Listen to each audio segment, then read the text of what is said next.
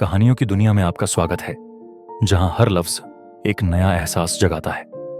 आज हम लेकर आए हैं रविंद्रनाथ टैगोर की एक भावनात्मक और विचारोत्तेजक कहानी, भाई भाई। ये कहानी परिवार, रिश्तों और इंसानी फितरत की गहराइयों को छूती है। तो जुड़िए हमारे साथ और खो जाइए इस अद्भुत कथा में। अपूर्व कुमार बीड पॉइंट के पास करके ग्रीष्मावकाश में विश्व की महान नगरी कलकत्ता से अपने गांव को लौट रहा था। मार्ग में छोटी सी नदी पड़ती है। वह बहुधा बरसात के अंत में सूख जाया करती है, परंतु अभी तो सावन मास है। नदी अपने यौवन पर है। गांव की हद और बांस की जड़ों का आलिंगन करती हुई तीव्रता से बहती चली जा रही है। लगातार कई दिनों की घनघोर बरसात के बाद आज तनिक मेघ छटे हैं और नभ पटल पर सूर्य देव के दर्शन हो रहे हैं। नौका पर बैठे हुए अपूर्व कुमार के हृदय में बसी हुई प्रतिमा यदि दिखाई देती तो देखते कि वहां भी इस नवयुवक की हृदय सरिता नववर्षा से बिल्कुल तट तक भर गई है और सरिता का जल ज्योति से झिलमिल झिलमिल और वायु से छप छप कर रहा है। नौका यथास्थान घाट पर लगी है। नदी के उस तट पर से वृक्षों की आड़ में से अपूर्व के घर की छत स्पष्ट दिखाई दे रही है। घर पर किसी को खबर तक नहीं कि अपूर्व शहर से लौट रहा है, अतः घर पर से लिवाने के लिए कोई नहीं आया। नाविक सूटकेस उठाने के लिए तैयार हुआ तो अपूर्व ने उसे इनकार कर दिया। वह स्वयं ही सूटकेस हाथ में उठाकर आनंद की लहर से झटपट नौका से उतर पड़ा। उतरते ही घाट पर थी फिसलन। सूटकेस सहित वह दलदल में गिर पड़ा और ज्यों ही गिरा त्यों ही न जाने किधर से मोटी ऊंची हास लहरी ने आकर समीप के पीपल पर बैठी हुई चिड़ियों को उड़ा दिया। अपूर्व बहुत ही लज्जित हुआ और झटपट स्वयं को संभालकर चहुं और देखने लगा। देखा कि घाट के एक छोर पर, जहां महाजन की नौका से नई ईंटें उतारकर इकट्ठी की गई हैं, उन्हीं पर बैठी हुई एक नवयौवना हंसते हंसते लौटपोट हो रही है। अपूर्व ने पहचान लिया कि वह उसी के पड़ोसी की लाडली बेटी मृगमयी है। पहले इनका घर यहां से बहुत दूरी पर बड़ी नदी के तट पर था। 2-3 साल गुजरे। नदी की बाढ़ के कारण उन्हें वह स्थान छोड़कर वहां चला आना पड़ा। मृगमयी के विषय में बहुत कुछ अपवाद सुनने के लिए मिलता है। ग्रामीणवासी पुरुष तो इसे स्नेह के स्वर में पगली कहकर पुकारते हैं, लेकिन उनकी घरवालियां इसके उद्दंड स्वभाव से सर्वदा त्रस्त, चिंतित और शंकित रहा करती हैं। गांव के छोकरों के साथ ही उसका खेल होता है, क्योंकि समवयस्क लड़कियों के प्रति उसकी अवज्ञा की सीमा नहीं। बालकों के राज्य में यह लड़की एक प्रकार से शत्रु पक्ष की सेना के उपद्रव के समान सी प्रतीत होती है। पिता की लाडली बिटिया ठहरी और इसीलिए वह इतनी निर्भय रहती है। वास्तव में इस विषय में मृगमयी की मां अपने सहेलियों के आगे हर समय अपने पति के विरुद्ध फरियाद किया ही करती, मगर फिर भी यह सोचकर कि पिता बेटी को लाड करते हैं और जब ये अवकाश के समय घर रहते हैं तो मृगमयी के नेत्रों के अश्रु उनके हृदय पटल पर बहुत ही आघात पहुंचाते हैं। वे प्रवासी पति का स्मरण करके लड़की को किसी भी तरह पीड़ा नहीं पहुंचा सकती। मृगमयी का रंग देखने में अधिक साफ नहीं है। छोटे छोटे घुंघराले केश पीठ पर आच्छादित रहते हैं। चेहरे पर बिल्कुल बचपना छाया रहता है। बड़ी बड़ी कजरारी आंखों में न तो लज्जा है, न भय और न हाव भाव में किसी प्रकार का संशय। वह लंबी, परिपुष्ट, स्वस्थ और सबल है।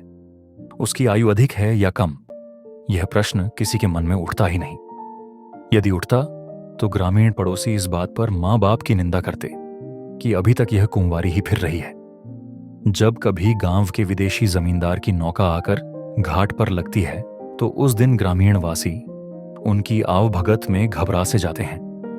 गृहिणियों की मुखरंग भूमि पर अकस्मात नाक के नीचे तक अवगुंठन खींच जाता है, परंतु मृगमयी न जाने कहां के किसी के वस्त्रों से हीन बच्चे को उठाए हुए घुंघराले केशों को पीठ पर बिखेरे जा खड़ी होती है। जिस देश में कोई शिकारी नहीं, कोई मुसीबत नहीं, उस देश की मृगी शावक की तरह निडर खड़ी हुई आश्चर्यचकित सी देखा करती और अंत में बाल संगियों के पास जाकर इस नए मानव के आचार व्यवहार के विषय में विस्तार के साथ भूमिका बांधती। हमारे अपूर्व कुमार ने अवकाश के दिनों में घर आकर इससे पहले और भी 2-4 बार इस सीमाहीन नवयौवना को देखा है और फालतू समय में, यहां तक कि काम के समय में भी इसके विषय में विचार किया है। इस धारा पर बहुत से चेहरे देखने में आते हैं। पर कोई कोई चेहरा ऐसा होता है कि ना कुछ कहना न सुनना, झट से मन के भीतर जाकर ऐसा बस जाता है कि उसे निकालना मुश्किल हो जाता है। केवल सौंदर्य के कारण ही ऐसा होता है। सो बात नहीं, वह तो कुछ और ही है। संभवतः वह है स्वच्छता। अधिकांश चेहरों पर मानव प्रकृति पूरी तौर से अपनी ज्योति से नहीं जगमगा पाती। जिस चेहरे पर हृदय के कोने में छिपा हुआ वह रहस्यमय व्यक्ति बिना रुकावट के बाहर निकलकर दिखाई देता है, वह चेहरा सैकड़ों हजारों में छिपता नहीं, पल भर में हृदय पटल पर अंकित हो जाता है। इस लड़की के चेहरे पर, आंखों पर एक चंचल और उद्दंड नारी, प्रकृति सदैव स्वच्छंद और वन के दौड़ते हुए हिरण की तरह दिखाई देती रहती है, भागती फिरती रहती है, और इसलिए ऐसे सलौने चंचल मुख को एक बार देख लेने पर फिर सहज में वह भुलाए नहीं भूला। पाठक गण को यह बताने की आवश्यकता नहीं कि मृगमयी की कौतूहलता से भरी हास्य ध्वनि चाहे कितनी ही मृदु क्यों न हो, लेकिन अभागे अपूर्व के लिए वह तनिक कुछ दुखदायी ही साबित हुई। मारे लज्जा के उसका चेहरा सुर्ख हो उठा और हाथ का सूटकेस झटपट नाविक के हाथ में सौंपकर वह शीघ्रता से अपने घर की ओर चल दिया। नदी का किनारा, वृक्षों की छाया, पक्षियों का मृदु कलरव, प्रभात की मीठी मीठी धूप और 20 वर्ष की अवस्था, कतिपय ईंटों का ढेर, ऐसा कुछ खास उल्लेख योग्य नहीं। पर उस पर जो मानवीय बैठी थी, उसने उस शुष्क और नीरस आसन पर भी एक प्रकार का मूक सौंदर्य का भाव फैला रखा था। छे छे ऐसे दृश्य के मध्य में प्रथम पग उठाते ही जिसका सारा का सारा व्यक्तित्व प्रहसर में परिवर्तित हो जाए, तो उसके भाग्य की इससे बढ़कर निष्ठुरता और क्या हो सकती है। ईंटों के ढेर से बहती हुई हंसी की तरंग सुनते सुनते वृक्षों की छाया के नीचे दलदल में सनी निम्न दुकुल सूटकेस लिए हुए श्रीयुत अपूर्व जी किसी तरह अपने घर पहुंचे। अकस्मात ही बेटे के पहुंच जाने से विधवा मां मारे उल्लास के फूली न समाई। उसी समय खोया, दही, दूध और बड़ी या मछली की तलाश में दूर पास सब स्थानों पर आदमी दौड़ाए गए और पास पड़ोस में भी एक प्रकार की हलचल सी पैदा हो गई। भोजन की समाप्ति पर मां ने बेटे के आगे ब्याह का प्रस्ताव छेड़ा। अपूर्व इसके लिए तैयार था ही, कारण यह प्रस्ताव बहुत पहले से ही पेश था। केवल अपूर्व तनिक कुछ नई रोशनी के चक्कर में आकर हटकर बैठा था कि बीए पास किए बिना विवाह हरगिज नहीं कर सकता इत्यादि। अब तक उसकी मां उसके पास होने की ही राह देख रही थी। सो अब किसी प्रकार की आपत्ति उठाने के मायने हैं कि झूठी बहानेबाजी। अपूर्व ने कहा, पहले लड़की तो देखो, फिर देखा जाएगा। मां ने उत्तर दिया, लड़की वड़की सब देखी जा चुकी है, उसके लिए तुझे फिक्र करने की जरूरत नहीं। किंतु अपूर्व उसके लिए स्वयं ही फिक्र करने के लिए उद्यत हो गया। बोला, लड़की बिना देखे मैं विवाह नहीं कर सकता। मां सोच में पड़ गई। ऐसी अनोखी बात तो आज तक नहीं सुनी थी। फिर भी वह राजी हो गई। रात को अपूर्व दीपक बुझाकर बिस्तर पर जा पड़ा। पड़ते ही बरसात यामिनी की सारी स्वर लहरी और पूर्व निस्तब्धता के उस पार से उसकी सेज पर एक उच्छ्वासित उच्च मृदु कंठ की हास ध्वनि आकर उसके कानों में झंकृत होने लगी। उसका अशांत मन स्वयं को बार बार निरंतर यह कह कहकर व्यथित करने लगा कि सवेरे वह जो पैर फिसलकर गिर पड़ा था, उसका किसी न किसी युक्ति से सुधर कर लेना ही चाहिए। उस नव यौवना को यह मालूम ही नहीं कि मैं अपूर्व कुमार हूं। अचानक फिसलन पर पांव पड़ जाने से, दलदल में गिर जाने पर भी मैं कोई उपेक्षणीय गांव का वासी नहीं। अगले दिन अपूर्व को लड़की देखने जाना था। अधिक दूर नहीं, पड़ोस में ही लड़की वालों का घर है। तनिक कुछ कोशिश करने के बाद ही कपड़े बदन पर डाले, निम्न दुकुल धोती और दुपट्टा जोड़कर रेशमी अचकन, सिर पर अमीरी रंग की गोल पगड़ी और पैरों में बढ़िया चमकते हुए जूते पहनकर रेशमी कपड़े की बढ़िया छतरी हाथ में लटकाए वह सवेरे ही चल दिया। भावी ससुराल में घुसते ही वहां कोलाहल सा मच गया। अंत में यथा समय कंपित हृदय को झाड़ पहुंचकर, रंग वंकर, जूड़े में गोटे आदि लगाकर, एक पतली रंगीन साड़ी में लपेटकर उसे भावी पति के सामने लाया गया। आगंतुका एक कोने में लगभग घुटनों तक माथा झुकाए चुपचाप जड़ वस्तु सी बैठी रही और उसके पीछे धैर्य बंधाए रखने के लिए खड़ी एक अधेड़ अवस्था की दासी, उसका एक भाई जो कि अभी बच्चा ही था। अपने परिवार में अनाधिकार प्रवेश करने वाले इस नए व्यक्ति की पगड़ी, घड़ी की चैन और उठती हुई मूंछों की ओर बड़े ध्यान से टकटकी लगाए देखने लगा। अपूर्व ने कुछ देर मूंछों पर हाथ फेरने के बाद अंत में गंभीरता के साथ पूछा, तुम क्या पढ़ती हो?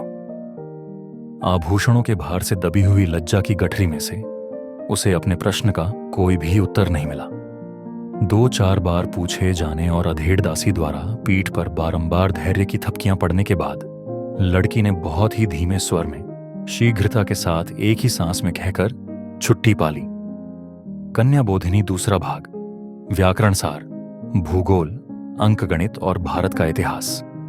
इतने में बाहर किसी की तेज चलने की धम-धम की आवाज सुनाई दी और दूसरे ही क्षण दौड़ती हाँफती और पीठ पर केशों को हिलाती हुई मृगमयी वहां पर आ धमकी। उसने अपूर्व की ओर आंख उठाकर देखा तक नहीं, सीधी उस भावी वधू के भाई राखाल के पास पहुंची और उसके कोमल हाथ को पकड़कर खींचना शुरू कर दिया। राखाल उस समय भावी वधू को देखने में लीन था। वहां से वह किसी भी तरह टस से मस नहीं हुआ। दासी अपने संयत कंठ की मृदुता की भरसक रक्षा करती हुई यथासाध्य तीव्रता के साथ मृगमयी को धिक्कारने लगी। अपूर्व अपनी सारी की सारी मौनता और यश को एकत्रित करके पगड़ी बंधे माथे को ऊंचा करके बैठा रहा और उदर के पास लटकती हुई घड़ी की चैन को हिलाने लगा। अंत में मृगमयी ने जब देखा कि उसका साथी किसी भी तरह विचलित नहीं हो रहा, तब उसने उसकी कमर पर जोर का मुक्का जमा दिया और लगे हाथों भावी वधू के माथे का अवगुंठन उघाड़कर वह आंधी के वेग के समान जिस प्रकार आई थी उसी प्रकार भाग गई। दासी मन मारकर रह गई और भीतर ही भीतर घुमड़कर गरजने लगी। राखाल अचानक अवगुंठन के हट जाने से एकाएक खिलखिला पड़ा। इस खुशी में कमर पर पड़े मुक्के की चोट को भी उसने महसूस नहीं किया। कारण ऐसा लेन देन अक्सर हुआ ही करता था। इससे किसी प्रकार की आज नवीनता नहीं थी। इसके लिए एक दृष्टांत ही बहुत है। एक दिन की बात है, मृगमयी के केश तब पीठ तक बड़े थे। राखाल ने अचानक पीछे से आकर कैंची से उसके बाल काट दिए। इस पर मृगमयी को बहुत क्रोध आया और उसने छट से राखाल के हाथ से कैंची छीनकर अपने शेष केश बड़ी निर्दयता से कतर कतर कर उसके मुंह पर दे मारे। मृगमयी के घुंघराले केशों के गुच्छे डाली से गिरे हुए काले अंगूरों के गुच्छों की तरह धरा पर गिर पड़े। इन दोनों में शुरू से ही इस प्रकार की प्रणाली प्रचलित थी।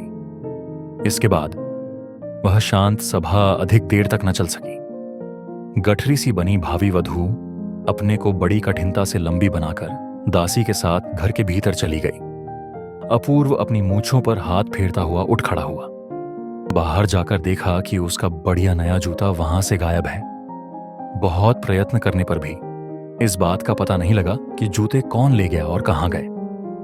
घर वाले सभी बड़े परेशान से हुए और अपराधी के नाम पर अपशब्दों की बौछार होने लगी। जब किसी प्रकार भी जूतों का पता नहीं लगा तो अंत में विवश होकर घर के मालिक की फटी पुरानी डीली चट्टी पहनकर पतलून पगड़ी से सुसज्जित अपूर्व गांव के कीचड़ वाले रास्ते को बहुत सावधानी के साथ पार करता हुआ घर की ओर चल दिया। तालाब के किनारे सुनसान पथ पर पहुंचते ही सहसा फिर उसे वहीं जोर का परिहासात्मक स्वर सुनाई दिया, मानो वृक्ष और पल्लवों की ओट में से कौतुक प्रिया बन देवी ही अपूर्व की उन पुरानी छट्टियों को देखकर एकाएक हंस पड़ी हो। अपूर्व कुछ लज्जित सा होकर ठिठक गया और इधर उधर दृष्टि फेंक कर देखने लगा। इतने में सघन झाड़ियों में से निकलकर किसी निर्लज्ज अपराधिनी ने उसके सामने नए जूते रख दिए और चट से बाहर जाने के लिए उद्यत हुई कि अपूर्व ने उसके दोनों हाथ पकड़कर अपनी कैद में ले लिया। मृगमयी ने यथाशक्ति टेढ़ी तिरछी होकर पूरी शक्ति का प्रयोग करके भागने का बहुत प्रयत्न किया, लेकिन सब व्यर्थ। घुंघराले केशों से घिरे हुए उसके गोल मटोल चेहरे पर सूर्य की किरणें वृक्षों की डालियों और पल्लवों में छन छन कर पड़ने लगीं। कौतूहलता से वशीभूत होकर कोई पथिक जिस प्रकार दिवाकर की किरणों से चमकती हुई स्वच्छ चंचल निर्झरणी की ओर झुककर टकटकी लगाए उसकी तली को देखता रहता है, ठीक उसी तरह अपूर्व ने मृगमयी के ऊपर उठे चेहरे पर तनिक झुककर उसकी खंजन सी चंचल आंखों के भीतर गहरी दृष्टि फेंक कर देखा और फिर बहुत धीमे से उसे अपनी मुट्ठियों के बंधन से मुक्त कर दिया। अपूर्व क्रोधित मुद्रा में मृगमयी को पकड़कर मारता तो उसे तनिक भी अचंभा न होता, किंतु इस प्रकार सुनसान पथ में इस अनोखी सजा का वह कुछ अर्थ ही न समझ सकी। नर्तन करती हुई प्रकृति नटी के नूपुरों की झंकार की भांति फिर वही हास्य ध्वनि उस नीरव पथ में गूंज उठी और चिंतातुर अपूर्व धीरे धीरे पग उठाता हुआ घर की ओर चल दिया। अपूर्व उस दिन अनेक प्रकार के बहाने बना बनाकर न तो घर के अंदर गया और न मां से भेंट की।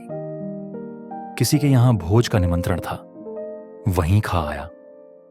अपूर्व जैसा पढ़ा लिखा और भावुक नवयुवक एक मामूली पढ़ी लिखी लड़की के मुकाबले अपने छिपे हुए गौरव का बखान करने और उसे आंतरिक महत्ता का पूर्ण परिचय देने के लिए क्यों इतना आतुर हो उठा, यह समझना बहुत कठिन है। एक निरी गांव की चंचल बाला ने उसे मामूली नवयुवक समझ ही लिया तो क्या हो गया, और उसने पल भर के लिए अपूर्व का परिहास करके और फिर उसके अस्तित्व को किसी ताक पर रखकर राखाल नाम के अबोध बच्चे के साथ खेलने के लिए इच्छा प्रकट की, तो उसमें अपूर्व का बिगड़ ही क्या गया।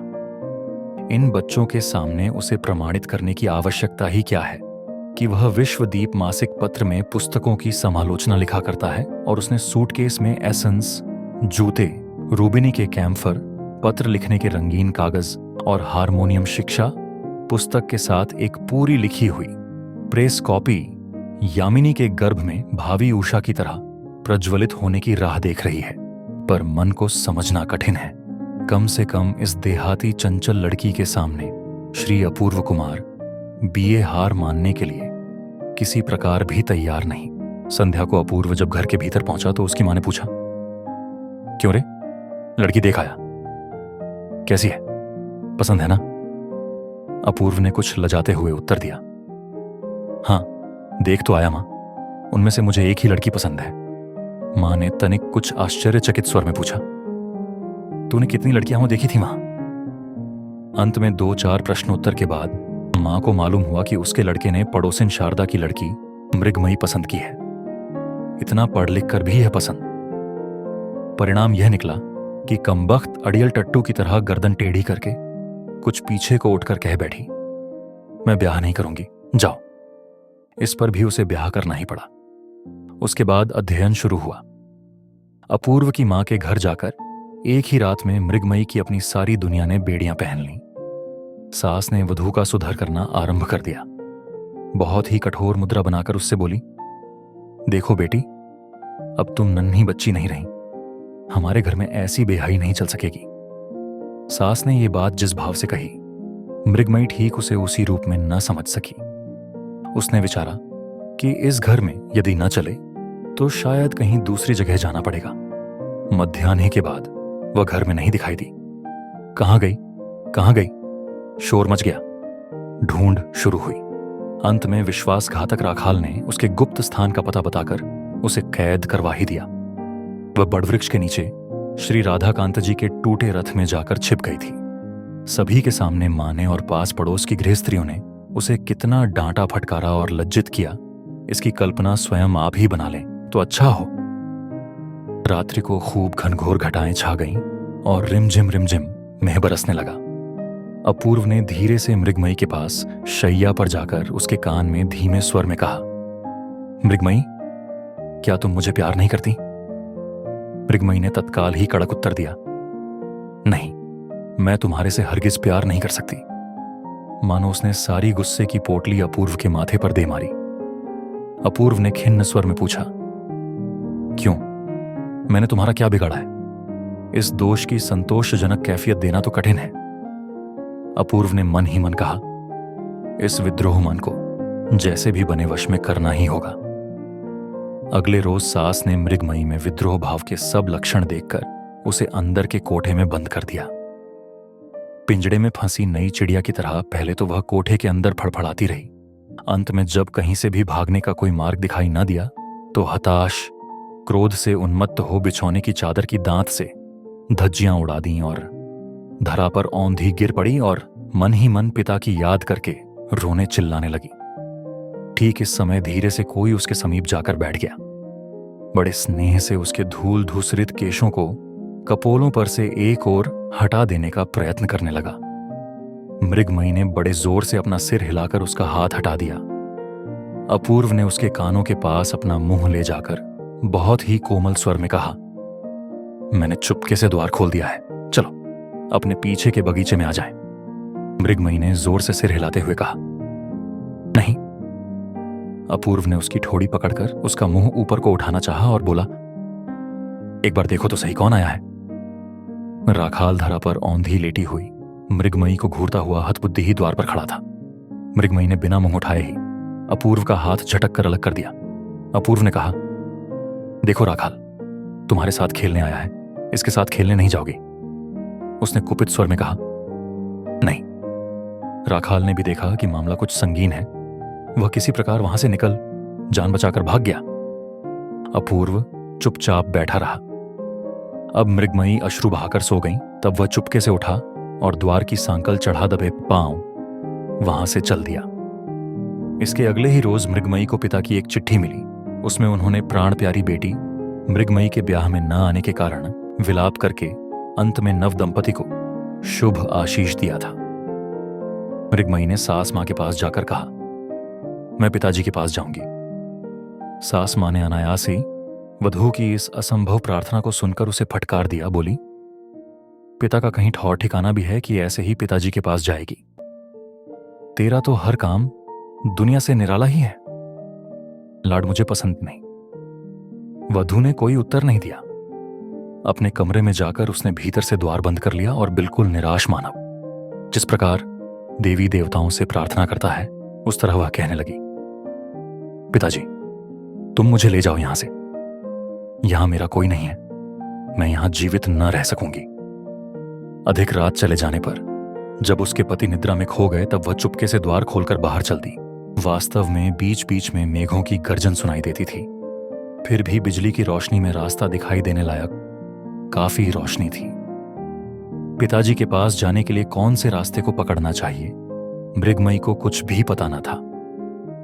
उसे तो केवल इतना ही विश्वास था कि जिस रास्ते में पत्रवाहक डाक लेकर जाते हैं, उसी मार्ग से दुनिया के किसी भी ठिकाने पर पहुंचा जा सकता है। मृगमयी भी उसी रास्ते पर चलती रही। चलते चलते उसके शरीर का चूरा हो गया। रात्रि का लगभग अंतिम पहर भी खत्म हो चला। सुनसान वन में जबकि 2-4 पक्षी पंख हिला हिलाकर अनिश्चित स्वर में बोलना चाहते थे और समय का पूर्ण निर्णय न कर सकने के कारण दुविधा में फंस चुप रह जाते थे, उस समय मृगमयी सड़क के किनारे नदी के तट पर के बाजार में पहुंची। इसके बाद वह विचार कर रही थी कि अब किस ओर चलना चाहिए। इतने में उसे परिचित झमझम शब्द सुनाई दिया। थोड़ी देर में कंधे पर चिट्ठियों का थैला लटकाए हाँफता हुआ पत्रवाहक खट आ पहुंचा। मृगमयी जल्दी से उसके पास जाकर करुण स्वर में बोली, कुशीगंज में पिताजी के पास जाऊंगी, तुम मुझे साथ ले चलो ना। उसने उत्तर दिया, कुशीगंज कहाँ है इसका मुझे नहीं मालूम। छोटा सा उत्तर देकर वह घाट पर जा पहुंचा और घाट पर बंधी हुई डाक की नौका में बैठकर नाविक को जगाकर नौका खुलवा दी। उस समय उसे किसी पर दया करने या पूछताछ करने की फुर्सत नहीं थी। देखते देखते बाजार और घाट सजग हो गए। मृगमयी ने घाट पर पहुंचकर एक नाविक से कहा, मुझे कुशीगंज पहुंचा सकोगे? उस नाविक ने उत्तर देने से पहले ही बगल की नौका पर से कोई बोल उठा, अरे कौन है? मृगी बिटिया, तू यहां कैसे आई? मृगमयी ने व्यग्रता से उत्तर दिया, बनमाली, मैं पिताजी के पास कुशीगंज जाऊंगी, तू अपनी नौका पर मुझे ले चल। बनमाली उसके गांव का ही नाविक था। वह उस उच्छृंखल मानवी को भली भांति पहचानता था। उसने पूछा, बाबूजी के पास जाएगी बिटिया? बड़ी अच्छी बात है, चल मैं तुझे पहुंचा दूं। मृगमयी नौका पर जा बैठी। नाविक ने नौका छोड़ दी। मेघों ने अश्रु बहाना शुरू कर दिया। सावन भादों के समान पूरी छड़ी हुई नदी के थपेड़े नौका को जोर से हिलाने लगे। मृगमयी का सारा शरीर थकावट और नींद के मारे टूटने सा लगा। आंखें नींद से बोझिल हो गईं और वह आंचल बिछाकर लेट रही। और लेटते ही वह चंचल नवयौवना नदी के हिंडोले में प्रकृति के स्नेह छाया में पालित शिशु की तरह बेधड़क सो गई। आंख खुली तो देखा कि वह अपनी ससुराल में पड़ी सो रही है। उसे जगते देख मेहरी बड़बड़ाने लगी। उसका बड़बड़ाना सुनकर सास मां भी आ पहुंची और जो मन में आया वह कहा। मृगमयी आंखें फाड़ फाड़ कर शांत हो उनके मुख की ओर देखती रही। अंत में सास मां ने भी जब उसके पिता की शिक्षा पर व्यंग करना शुरू कर दिया, तब मृगमयी ने जल्दी से उठ बगल की कोठरी में घुसकर अंदर से द्वार बंद कर लिया। अपूर्व ने लाज को बिल्कुल ही ताक पर रखकर मां से कहा, मां, वधू को 2-4 दिन के लिए उसके घर ही भेज देने में कोई हर्ज की बात नहीं। मां ने अपूर्व को बुरी तरह आड़े हाथों लिया, बोली, अपूते, दुनिया में इतनी लड़कियां होते हुए भी न जाने कहां से छाट छाट के ऐसी हड़जाल को मेरी छाती पर डाल दिया। इस प्रकार के कटु शब्द अपूर्व को निर्दोष होते हुए भी सुनने पड़े। उस रोज सारे दिन घर के बाहर बूंदाबांदी और अंदर अश्रु की वर्षा होती रही। अगले रोज अर्धरात्रि को अपूर्व ने मृगमयी को धीरे से जाकर पूछा, मृगमयी, क्या तुम अपने पिताजी के पास जाना चाहती हो? मृगमयी ने चौंक कर जल्दी से अपूर्व का हाथ पकड़कर कृतज्ञ कंठ से उत्तर दिया, हाँ।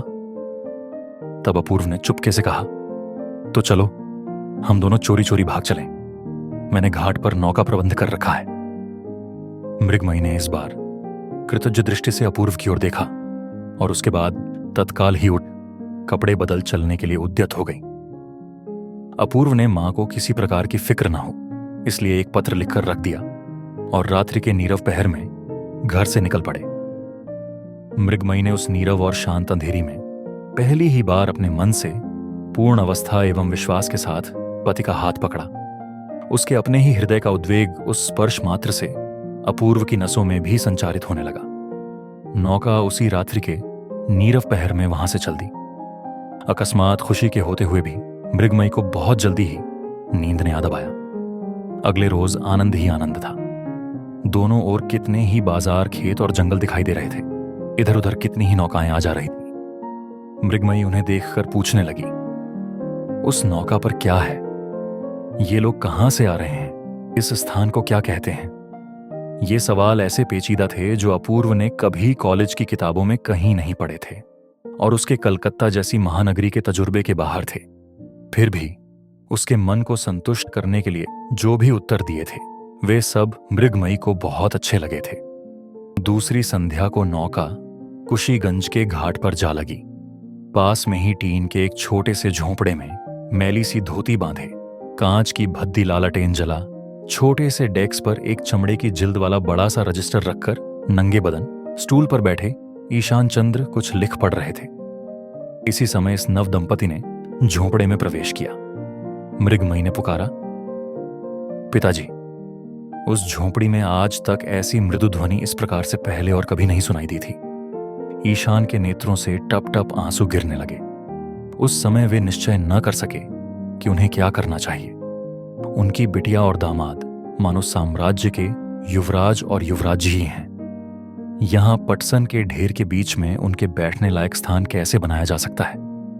इसी के निर्णय हेतु उनकी भटकती हुई बुद्धि और भी भटक गई और खाने पीने का प्रबंध, यह भी दूसरी चिंता की बात थी।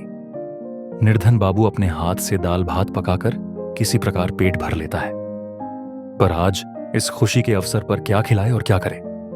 मृगमयी पिता को असमंजस में देखकर फौरन बोली, पिताजी, आज हम सब मिलकर रसोई तैयार करेंगे। अपूर्व ने इस नवीन प्रस्ताव पर उत्साह प्रकट किया। उस छोटी सी झोंपड़ी में स्थान की कमी, आदमी की कमी और अन्न की बहुत कमी थी, लेकिन छोटे से छिद्र में से जिस प्रकार फौवारा चौगुने वेग से छूटता है, उसी प्रकार निर्धनता के सूक्ष्म सुराख से खुशी का फौवारा तीव्रता से छूटने लगा। इसी प्रकार 3 दिन बीत गए। दोनों समय नियमित रूप से स्टीमर आता, यात्रियों का आना जाना और शोरगुल सुनाई देता था, लेकिन संध्या के समय नदी का तट बिल्कुल सुनसान हो जाता था। तब अपूर्व एक अनोखी स्वतंत्रता का अनुभव किया करता था। तीनों मिलकर कहीं कहीं रसोई तैयार किया करते थे। उसके बाद नई नई चूड़ियों से भरे हाथों से उसका परोसा जाना, श्वसुर और जमाता का सम्मिलित रूप से भोजन करना और नई गृहिणी के भोजन की त्रुटियों पर परिहास किया जाना, इस पर मृगमयी का अभिमान करना, इन सब बातों से सबका मन पुलकित हो उठता था। अंत में अपूर्व ने कहा कि अब अधिक दिन ठहरना उचित नहीं। मृगमयी ने कुछ और दिन ठहरने की प्रार्थना की, लेकिन ईशान बाबू ने कहा, नहीं, अब नहीं। विदा बेला पर बिटिया को छाती से लगा, उसके माथे पर स्नेह सिंचित हाथ को रखकर अश्रु मिश्रित स्वर में ईशान चंद्र ने कहा, बिटिया, तू अपनी ससुराल में ज्योति जगाना, लक्ष्मी बनकर रहना, जिससे मेरे में कोई दोष ना निकाल सके। मृगमयी अश्रु बहाती हुई अपने पति के साथ विदा हो गई और ईशान बाबू अपनी उसी झोंपड़ी में लौटकर उसी पुराने नियम के अनुसार माल तोलकर दिन पर दिन और मास पर मास बिताने लगे। दोनों अपराधियों की युगल जोड़ी अब घर पहुंची तो मां गंभीर बनी रही, किसी से कुछ बात नहीं की। मां की ओर से किसी के व्यवहार में कोई दोष ही प्रदर्शित नहीं किया गया कि जिसकी सफाई के लिए दोनों में से कोई कुछ प्रयत्न करता। इस शांत अभियोग ने, इस मूक अभियान ने पर्वत की तरह सारी घर गृहस्थी को अटल होकर दबा रखा। जब यह सहन शक्ति से बाहर की बात हो गई तो अपूर्व ने कहा, मां, कॉलेज खुल गया है, अब मुझे कानून पढ़ने जाना है। मां ने कुछ उदासीनता प्रकट करते हुए कहा, बहू का क्या करोगे? अपूर्व ने कहा, यहीं रहेगी। मां ने उत्तर दिया, ना बेटा, यहां पर उसकी जरूरत नहीं, उसे तुम अपने साथ ही लेते जाओ। अपूर्व ने अभिमान पीड़ित स्वर में कहा, जैसी इच्छा। कलकत्ता लौटने की तैयारी मां करने लगी।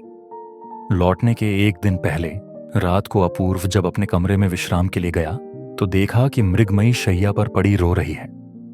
अनायास ही उसके हृदय को चोट पहुंची। व्यक्त स्वर में बोला, मृगमयी, मेरे साथ महानगरी चलने को मन नहीं चाहता क्या? मृगमयी ने उत्तर दिया, नहीं। अपूर्व ने पुनः पूछा, क्या तुम मुझसे प्रेम नहीं करती? इस प्रश्न का कुछ भी उत्तर न मिला। विशेषतया इस प्रकार के प्रश्न का उत्तर बहुत ही सरल हुआ करता है, किंतु कभी कभी इसके अंदर मन स्तर की इतनी जटिलता होती है कि कन्या से ठीक वैसे उत्तर की आशा नहीं की जा सकती। अपूर्व ने प्रश्न किया, राखाल को छोड़कर यहां से चलने की इच्छा नहीं होती है क्या? मृगमयी ने बड़ी सुगमता से उत्तर दिया, हां। इसे सुनकर बीक है। पास अपूर्व के हृदय में सुई के बराबर बालक राखाल की ओर से ईर्ष्या का अंकुर उठ खड़ा हुआ। बोला, बहुत दिनों तक गांव नहीं लौट सकूंगा, शायद 2-2.5 साल या इससे भी अधिक समय लग जाए। इसके विषय में कुछ न कहकर मृगमयी बोली, वापस आते समय राखाल के लिए एक बढ़िया सा राजस का चाकू लेते आना। अपूर्व लेटे हुए था, तनिक उठकर बोला, तो तुम यहीं रहोगी? मृगमयी ने उत्तर दिया, हां, अपनी मां के पास जाकर रहूंगी। अपूर्व ने ठंडी सी उच्छ्वास छोड़ी, बोला, अच्छा, वहीं रहना। अब जब तक बुलाने की चिट्ठी नहीं लिखोगी मैं नहीं आऊंगा। अब तो खुश हो ना? मृगमयी ने इस प्रश्न का उत्तर देना व्यर्थ समझा और सोने लगी, किंतु अपूर्व को नींद नहीं आई। तकिया ऊंचा किए उसके सहारे बैठा रहा। रात्रि के अंतिम पहर में सहसा चंद्रमा दिखाई दिया और उसकी चांदनी बिस्तर पर आकर फैल गई। अपूर्व ने उस रोशनी में मृगमयी के चेहरे की ओर देखा। देखते देखते उसे ऐसा महसूस हुआ कि रूप कथा की शहजादी को किसी ने चांदी की छड़ी छुआकर अचेत कर दिया हो। एक बार फिर सोने की छड़ी छुआते ही इस सोती हुई आत्मा को जगाकर उससे बदली की जा सकती है। चांदी की छड़ी परिहास है और सोने की छड़ी कुंदन। भोर से पहले ही अपूर्व ने मृगमयी को जगा दिया। बोला, मृगमयी, मेरे चलने का समय आ गया है, चलो मैं तुम्हारी मां के पास छोड़ आऊं। मृगमयी बिस्तर से उठकर चलने के लिए तैयार हो गई। अपूर्व ने उसके दोनों हाथों को हाथों में लेकर कहा, अब एक विनती और है। मैंने कितने ही अवसरों पर तुम्हारी सहायता की है, आज प्रदेश जाते समय तुम मुझे उसका इनाम दे सकोगी? मृगमयी ने आश्चर्य के साथ पूछा, क्या? अपूर्व ने कहा, स्वेच्छा से केवल एक चुंबन दे दो। अपूर्व की इस अनोखी विनती और शांत चेहरे को देखकर मृगमयी हंसने लग गई और फिर बड़ी कठिनाई से हंसी को रोककर वह चुंबन देने के लिए आगे बढ़ी। अपूर्व के मुंह के पास मुंह ले जाकर उससे न रहा गया, खिलखिलाकर हंस पड़ी। इस प्रकार 2 बार किया और अंत में शांत होकर आंचल से मुंह ढककर हंसने लगी। जब कुछ न बन पड़ा तब अपूर्व ने डांटने के बहाने उसके कान खींच लिए। अपूर्व ने भी बड़ी भारी प्रतिज्ञा कर रखी थी कि वह जबरदस्ती से कभी भी मृगमयी से कुछ नहीं लेगा, क्योंकि इसमें वह अपना अपमान समझता था। उसकी इच्छा थी कि देवताओं के समान सगौरव रहकर स्वेच्छा से भेंट किए हुए उपहार को पाए और अपने हाथ से उठाकर कुछ भी न ले। मृगमयी फिर न हंसी। अपूर्व उसे उषा की प्रथम किरणों में निर्जन पथ से उसकी मां के घर छोड़ आया। फिर लौटकर मां से बोला, मां, बहुत सोच विचार कर इस निर्णय पर पहुंचा कि वधू को कलकत्ता ले जाने से पढ़ाई में बहुत नुकसान होगा और फिर उसकी वहां कोई साथिन भी तो नहीं है। तुम तो उसको अपने पास रखना नहीं चाहती, इसलिए मैं उसे उसके घर छोड़ आया। इस प्रकार गर्व के चूर्ण में ही मां पुत्र का विच्छेद हुआ। मां के घर पहुंचकर मृगमयी को पता लगा कि अब यहां उसका किसी प्रकार मन ही नहीं लगता है। उस घर में जाने कौन सा परिवर्तन आ गया है कि समय काटे नहीं कटता। क्या करे, कहां जाए, किससे मिले, उसकी कुछ भी समझ में नहीं आया। थोड़े ही दिनों में मृगमयी को कुछ ऐसा लगने लगा कि घर बार और गांव भर में कोई आदमी ही नहीं है। अब कलकत्ता जाने को उसका मन इतना आतुर क्यों है? पहले ऐसा क्यों नहीं था? यह उलझन उसकी समझ में नहीं आई। उसने वृक्ष के शुष्क पत्ते के समान ही डंठल से गिरे हुए उस अतीत जीवन को आज अपनी इच्छा से अनायास ही दूर फेंक दिया। प्राचीन कथाओं से सुना जाता है कि पहले निपुण अस्त्रकार ऐसी बारीक खड्ग बना सकते थे कि जिससे आदमी को काटकर 2 टुकड़े कर देने पर भी उसे मालूम नहीं पड़ता, और जब उसे हिलाया जाता था तो उसके 2 टुकड़े हो जाते थे। विधाता की खड्ग ऐसी ही सूक्ष्म है कि कब उन्होंने मृगमयी के बचपन और जवानी के बीच वार किया, वह जान ही न सकी। आज न जाने कैसे तनिक हिल जाने से उसका बचपना जवानी से अलग जा गिरा, और तब वह आश्चर्यचकित होकर देखती ही रह गई। मायके में उसकी वह चिर परिचित कोठरी उसे अपनी नहीं मालूम पड़ी। जो मृगमयी वहां काम करती थी, अब मालूम हुआ कि यहां रही ही नहीं। अब उसके हृदय की सारी स्मृति एक दूसरे ही घर में, दूसरे ही कमरे में, दूसरी ही शैया के आसपास गूंजती हुई उड़ने लगी। मृगमयी अब बाहर नहीं दिखाई पड़ती। उसकी हास्य ध्वनि अंदर ही घुट कर रह जाती। उसका बचपन का साथी राखाल तो उसे देखकर त्रस्त हो भाग जाता। खेलकूद की बात तो अब उनके मन में ही नहीं आती। मृगमयी ने अपनी मां से कहा, मां, मुझे सास मां के घर ले चल। उधर कलकत्ते जाते समय बेटे की उदासीनता को याद करके मां का हृदय विदीर्ण हो रहा था। क्रोध में आकर वधू को वह अपनी ससुराल छोड़ आया, ये बात उसके मन में सुई की तरह चुभने लगी थी। इतने में एक दिन अवगुंठन डाले मृगमयी आ पहुंची। चेहरा उसका मुरझा सा गया था और उसने सास मां के चरणों का स्पर्श किया। आशीष देने के स्थान पर सास मां की आंखों में अश्रु भर आए और उसी क्षण मृगमयी को उठाकर जलते हुए कलेजे से लगा लिया। उसी क्षण दोनों का मिलाप हो गया। मृगमयी के चेहरे की ओर निहार कर सास मां को बड़ा आश्चर्य हुआ। अब वह पहली मृगमयी नहीं रही थी। ऐसा परिवर्तन तो कतिपय सबके लिए संभव नहीं। ऐसे परिवर्तनों के लिए बड़ी ताकत की आवश्यकता होती है। सास मां ने बहुत सोच समझकर निश्चय किया था कि वधू के सारे दोषों को धीरे धीरे से सुधारेगी, किंतु यहां तो पहले से ही किसी विशेष सुधारक ने उसे नवजीवन दे डाला था। अब वधू ने सास मां को अच्छी तरह पहचान लिया था और सास मां ने उसको। मृगमयी के हृदय में आषाढ़ माह के सजल मेघों के समान अश्रुओं से पूर्ण गर्व उमड़ने लगा। उस गर्व से उसकी बड़ी बड़ी आंखों की छायादार घनी पलकों पर और भी गहरा आवरण डाल दिया। वह मन ही मन अपूर्व से कहने लगी, मैं अब तक अपने को न समझ सकी तो न सही, पर तुमने मुझे क्यों नहीं समझने का प्रयत्न किया? तुमने मुझे दंड क्यों नहीं दिया? तुमने अपनी इच्छा के वशीभूत ही क्यों नहीं चलाया? मुहडाइन ने जब तुम्हारे साथ महानगरी चलने को इनकार किया तो तुम मुझे जबरदस्ती पकड़कर क्यों नहीं ले गए? तुमने मेरा कहना क्यों पूरा किया? मेरे हठ के आगे क्यों झुके? मेरी अवज्ञा को क्यों सहन किया? इसके उपरांत फिर उसे उस दिन की याद आई। पहले पहल जिस दिन अपूर्व सवेरे तालाब के किनारे सुनसान रास्ते में उसे बंदी बनाकर मुंह से कुछ न कहकर केवल उसके मुख की ओर निहारता रहा था। उस दिन के उस तालाब की, उस पथ की, वृक्ष के नीचे उस छाया की, भोर की उस सुनहली धूप की, हृदय भार से झुकी हुई उस गहरी चितवन की उसे स्मृति छा गई और सहसा उसका पूरा पूरा अर्थ अब उसकी समझ में आ गया था। इसके उपरांत विदा की बेला पर जिस चुंबन को वह अपूर्व के होठों तक ले जाकर लौटा आई थी, वह अधूरा चुंबन अब मरुमरीचिका की ओर त्रिषित मृग की तरह उत्तरोत्तर तीव्रता के साथ उन बीते हुए दिनों की ओर उड़ान भरने लगा।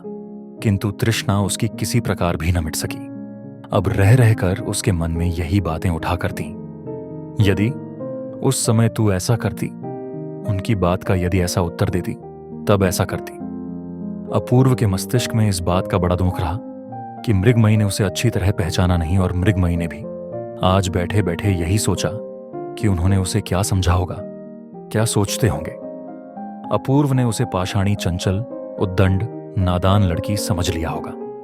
लबालब भरे हुए तरलामृत की धारा से अपनी प्रेम तृष्णा मिटाने में उसे समर्थ नवयौवना नहीं जाना। इस वेदना से धिक्कार के मारे लज्जा से वह धारा में धंसी जा रही थी और प्रियतम के चुंबन और सुहाग के उस आरण को वह अपूर्व के तकिए को दे देकर ऊर्णन होने का प्रयत्न करने लगी। इसी प्रकार काफी दिन बीत गए। चलते समय अपूर्व कह गया था, जब तक तुम्हारा पत्र नहीं आएगा तब तक मैं नहीं आऊंगा।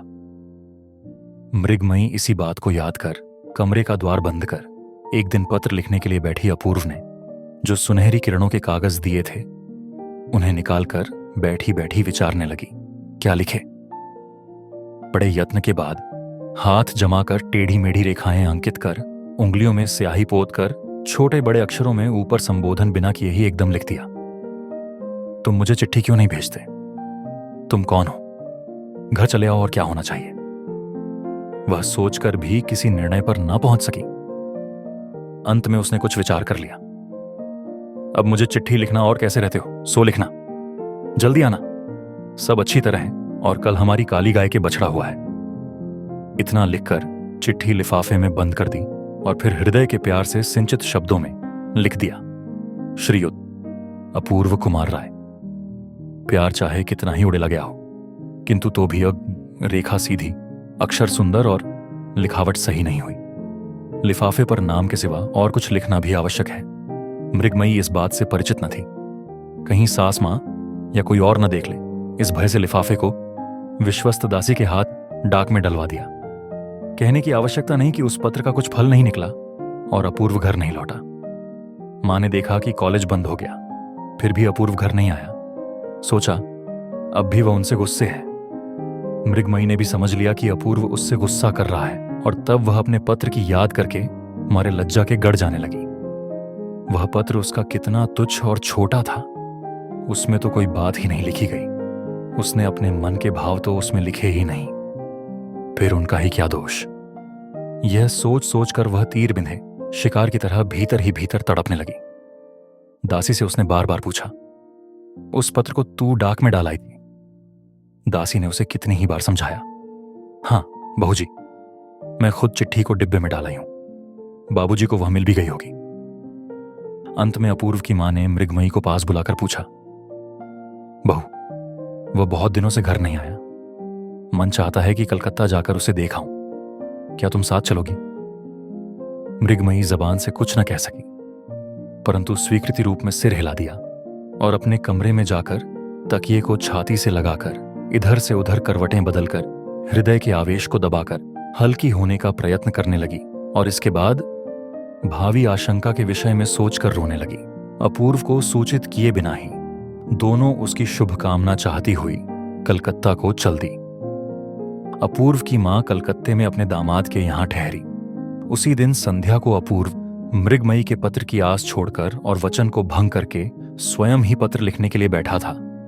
तभी उसे जीजा जी का पत्र मिला कि तुम्हारी मां आई है, जल्दी आकर मिलो और रात को भोजन यहीं करना, समाचार सब ठीक है। इतना पढ़ने पर भी उसका मन किसी अमंगल सूचना की आशंका कर घबरा उठा। वह तुरंत ही कपड़े बदल जीजा जी के घर की ओर चल दिया। मिलते ही उसने मां से पूछा, मां सब मंगल तो है? मां ने कहा, सब देवी की कृपा है, छुट्टियों में तू घर क्यों नहीं आया, इसीलिए मैं तुझे लेने आई हूं।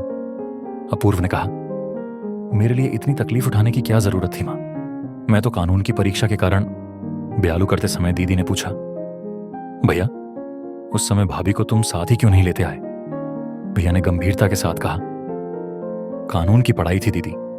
जीजा ने हंसकर कहा, यह सब तो बहाना है, असल में हमारे डर से लाने की हिम्मत नहीं पड़ी। दीदी बोली, बड़े डरपोक निकले भैया, कहीं इस डर से बुखार तो नहीं चढ़ा? इस तरह हंसी मजाक चलने लगा, परंतु अपूर्व वैसे ही उदासीन बना रहा। मां जब कलकत्ते आई तब मृगमयी भी चाहती तो वह भी कलकत्ते आ सकती थी, पाषाणी कहीं की। इस प्रकार सोचते सोचते उसे सारा मानव जीवन व्यर्थ सा प्रतीत होने लगा। ब्यालू के बाद बड़ी जोर की आंधी आई और बहुत तेज वर्षा होने लगी। दीदी ने कहा, भैया आज यहीं रह जाओ। अपूर्व ने कहा, नहीं दीदी, मुझे जाना ही होगा, बहुत सा काम पड़ा है। जीजा ने कहा, ऐसी रात में तुम्हें क्या काम है, एक रात को ठहर ही जाओगे तो कौन सा काम बिगड़ जाएगा। बहुत कहने सुनने के उपरांत अनिच्छा से अपूर्व को उस रात दीदी के पास ठहरना पड़ा। राजी हो जाने पर दीदी ने कहा, भैया तुम थके हुए दिखाई देते हो, अब चलकर आराम कर लो। अपूर्व की यही इच्छा थी कि शैया पर अंधेरे में अकेले जाकर सो रहे तो उसकी जान बचे। बातें करना भी तो उसे बुरा लगता था।